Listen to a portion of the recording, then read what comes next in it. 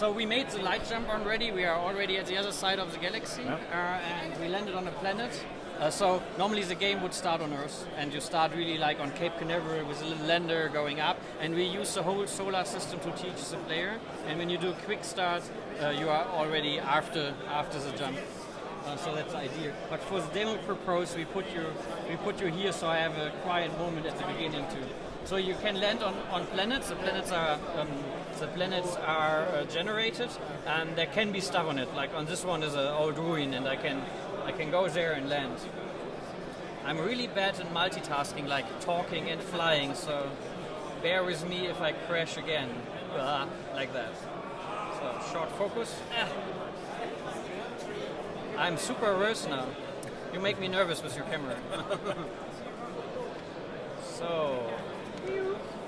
Great landing. Yeah, not so great. I wasted a lot of fuel for that. So you can visit this place and then you can find stuff. We wanted everything in the game somehow a decision.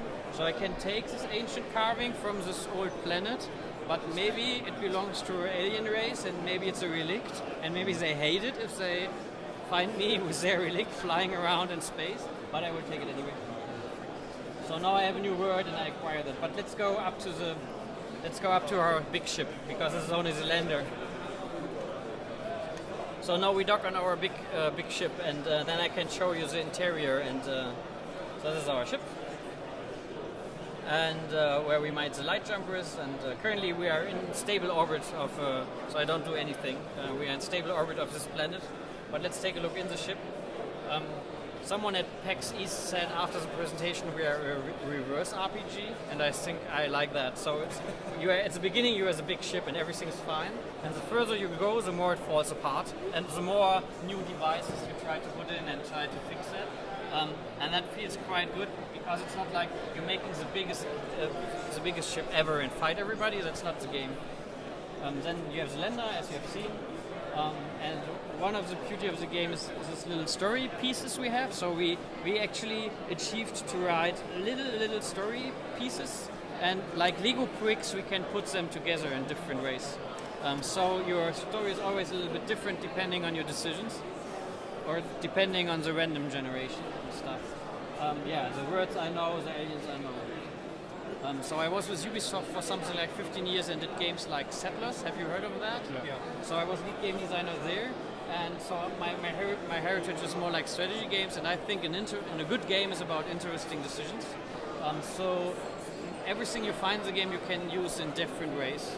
And if you drill for resources, there are elements, and you can use it for fixing your ship a little bit, or for trading. Maybe you find out there's an alien race that really loves copper, so maybe you keep it, but then it blocks your storage. So that's all about making a decision where to use what.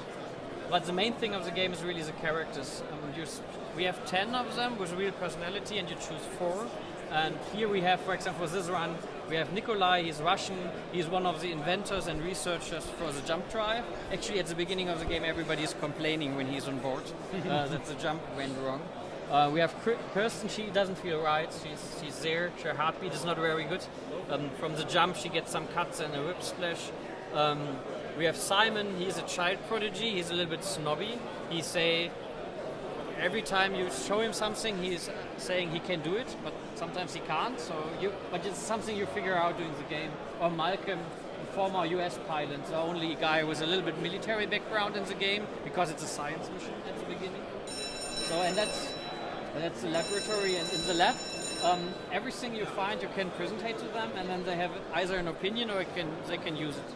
So here, for example, I don't have an engineer with me, so nobody can do something with that. So Malcolm is he's not a researcher. For the ancient carving, he's like, we should hang it somewhere.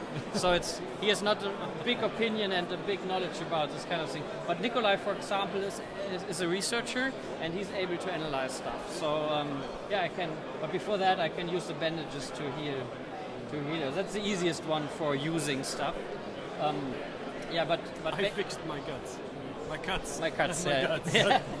They can have stomach problems from parasites, but you cannot easily fix that. You have to find a starport and find some special medicine to fix them. Yeah. But here, for the ancient pirate, for example, we can analyze it or not. Okay. That happens quite often, actually. He could have found something. In this case, he was useless. Yeah. Yeah, but that's basically your ship and what you have.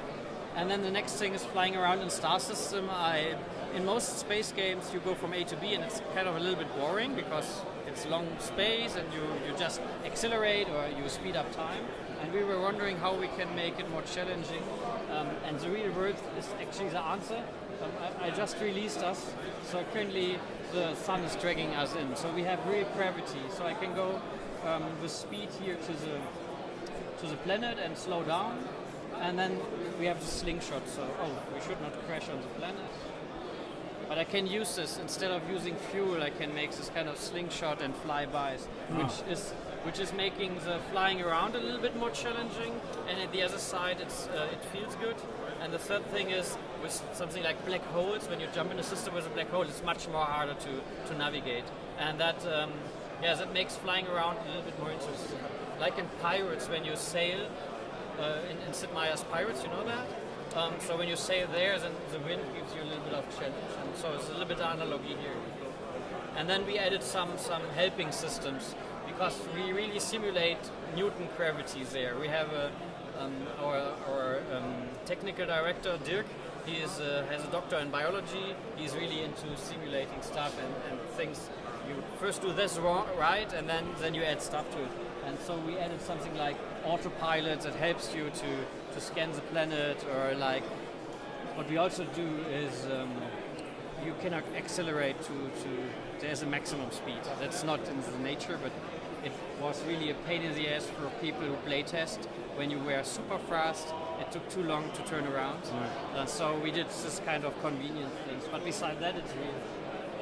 And then I haven't showed that, but you could see a little bit of stats of this planet.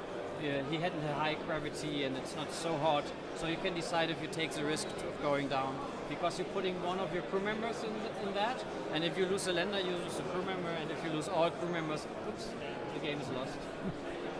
Here's it's again a little bit boring one. I mean, it looks nice, but there's not much to do. It's really cool rain effect. Yeah. So I can try to land on a spot and drill there. There it is. Oh, that's on a not so easy. Okay. We also have a reverse thruster, so you can push you down. Yeah. We can even dive into when you have a liquid planet. You can dive into the water. Maybe we see one. And currently I'm drilling and I'm using fuel for that. And the deeper I go, the higher is the risk that something breaks. So I have to. And here's my cargo, so I do not want to overextend it. That it breaks. Oh, whoopsie. Yeah, and all that is as said, all that is generated. So I see planets I haven't seen before, which I really, really like. The end of the game is to reach get Earth. home. Yeah, exactly. Okay. How many hours would you say it takes? Currently we are tweaking a lot. I show you. Let's make a jump and then I can show you the galaxy map and then you get a little bit an idea about the size of the game. Oh, that's nothing. You have to see the gates. This one. So here we are at the end of the galaxy in one nebula. So our galaxy consists of different nebulas and you can jump around. And then they are connected by this big routes, which are the gates, and they are owned by aliens. So you have to make friends, so you can go through there. So you have to make quests, and you have to make quests and discuss with them, etc. But if you make friends, you also make foes, because not every race likes each other.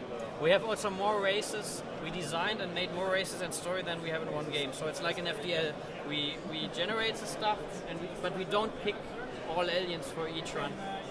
And this is actually the galaxy. So we are there, and our solar system is there.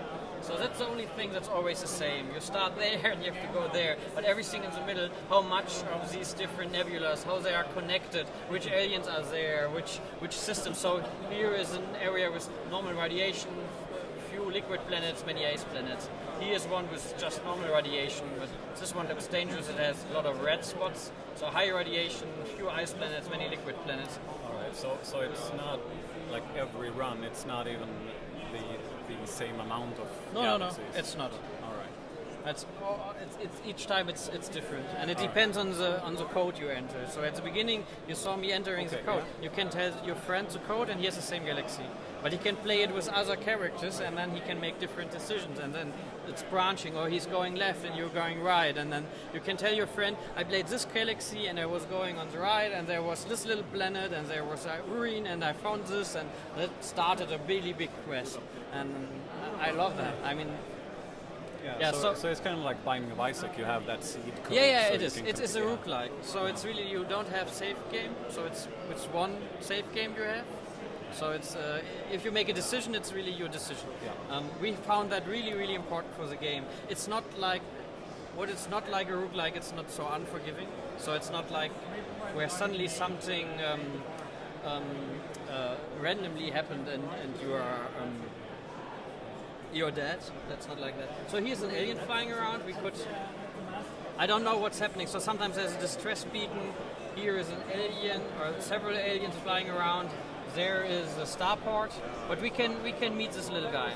So I can intercept them. Some of them hate that. So it's really like I could intercept. This is not the.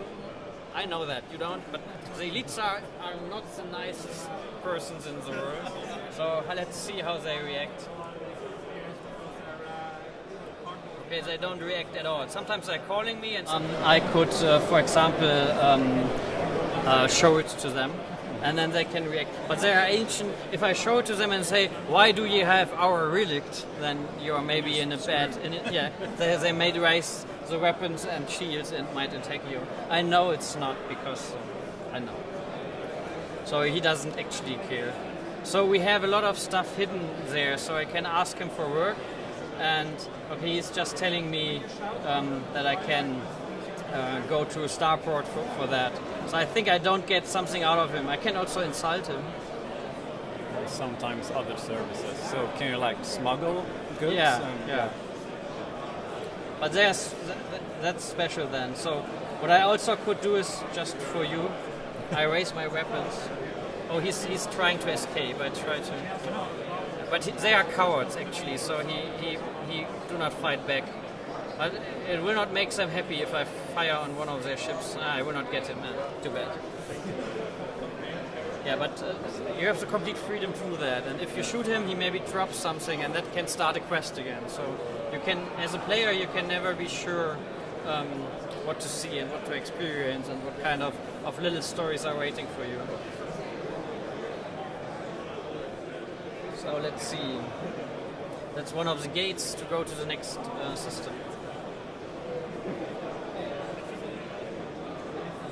So we have a lot of, there are different starports of different races. There are slavery black markets. So it might be that you find an alien that wants to go with you, then you have him on board, and then you can go to a slaver market and sell him for money. But the slaver, for example, they are an ugly race. It might be that they contact you and just out of the blue want to have your resources because they can. They have a big ship, and then you can say you don't want to give it, and they say, okay, then give us one of your crew members, and then you can decide which one you give to slavery. So then you have a. Actually, I cheat a bit for you. How is the management of the crew? I mean, are the crew randomized also? Or No. The crew is really the crew and the aliens and the little kind of story pieces. They are not random. It's how they are coming together. Yeah, okay. But the management, I mean, can they? They can get hurt and everything, but it's not as deep as like hunger or paranoia or. No, that's not. But they have different kind of ailments they can get, and you have to treat them. So there's a little bit of depth. But the main thing of the game is to figure out who can do what, because at the beginning you don't know. It's not like you have stats. It's like really you have a person in front of you, and at the beginning of the game you don't know who's good in what. You just get an idea. He's a researcher, okay, but in which field is he good?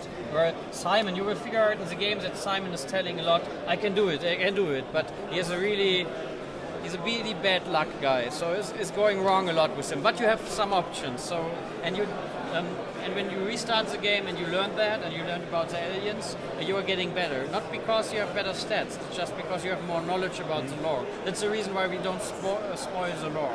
We only use 2 or 3 aliens for communicating, for press, etc. We hide everything else because we think it's the best feeling in the game when you first time meet a race you have never seen, have no idea who that is, and try to figure out how they react on you. There's a little race that's manipulating you, for example.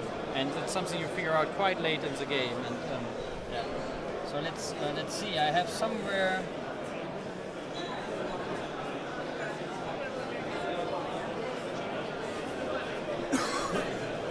I just cheated that, but if I would find someone who's saying he wants to put someone in slavery, he's giving me this collar. I should put on one of them, and then some of them sacrifice themselves. And some of them don't, so we begin to feel something for them. We as a developer, and I think it will work for the players too. Yeah, but I will mainly ask him to go through the gate, and I can trade actually, but just for the time being, as we lost a little bit of time, I cheat a bit credits. But I could trade now. He wants his ancient carving for this kind of money. He can say I want more or less, and then he's accepting or not. This is a race that's obviously love to trade and to negotiate, but there are races that are insulted if you trade. So if you say I want more, they stop trading with you. They say no, sorry, that's not the way we do it here.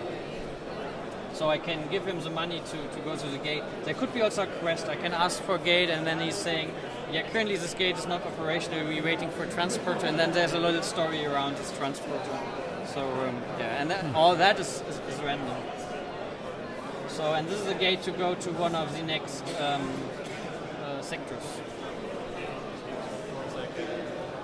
And from there, you figure out if this race, for example, we just saw the Gluck, if they own the next part, then maybe my life is easier because I've dealt with them. Maybe it belongs to their enemies.